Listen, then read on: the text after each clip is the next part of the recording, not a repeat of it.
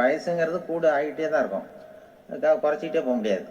அதுக்கு யாராவது மருந்து கண்டுபிடிச்சாதான் உண்டு.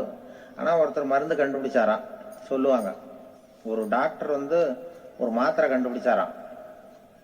ஒரு மாத்திரை சாப்பிட்டா ஒரு வயசு குறையும், ஒரு மாத்திரை சாப்பிட்டா ஒரு வயசு குறையும் அப்படின்னு ஒரு மாத்திரையை கண்டுபிடிச்சிருக்காரு. ஒரு பாட்டி அம்மா, 90 வயசு பாட்டி, அது போயிருக்கு. அதே டாக்டர்கிட்ட போய், ஐயா எனக்கு ஒரு பாட்டில் மாத்திரை கொடுங்க, இந்த வயசு குறையிற மாத்திரை அப்படின்றது. அவர் ஒரு பாட்டில் கொடுத்தாரு மாத்திரை. பாருமா பாட்டியம்மா, ஒரு மாத்திரை சாப்பிட்டா ஒரு வயசு குறையும், எடுத்துட்டு போகணும்னு கொடுத்துருக்காரு டாக்டர்.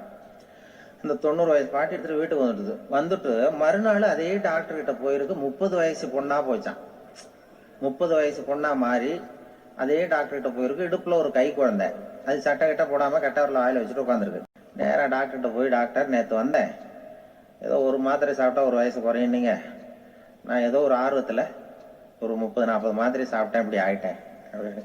இப்போ டாக்டர் சொல்லியிருக்காரு, இதுக்கு ஏமா வருத்தப்படுற, எல்லாரும் வந்து வயசு குறையணும்னு தான் நினைக்கிறாங்க, உனக்கு வயசு குறைஞ்சிட்டுது, நீ சந்தோஷப்படு, இதுக்கே மறுபடியும் என்னிட்ட வந்திருக்கிற அப்படின்னு டாக்டர். அப்போ அந்த அம்மா சொல்லிச்சேன், என்னை பற்றி பரவாயில்ல டாக்டர், என் இடுப்புல பாருங்க கை குழந்தை, இது சட்டை கிட்ட போடாம உட்காந்துருக்கு, கட்டவரில் வேலை வச்சுட்டு உட்காந்துருக்கு, இது ரொம்ப ஆர்வத்துல ஒரு 70 மாத்திரையை சாப்பிட்டுட்டுது, இது என் வீட்டுக்காரரு. இவர் வந்து இடுப்பு விட்டு கீழே இறங்க மாட்டேங்கிறாரு. நான் எதையாவது கொடுத்து இனிமேதான் வயசை கூட்டி இறக்கி விடுவேன் டாக்டர் அப்படின்னு தான். அவர் வந்து ஏதோ நமக்கு இதுக்கும் சம்பந்தம் இல்லைங்கிறது மாதிரி கட்டாரில் வச்சுட்டு அவர் பாட்டு உட்காந்துருக்காரு.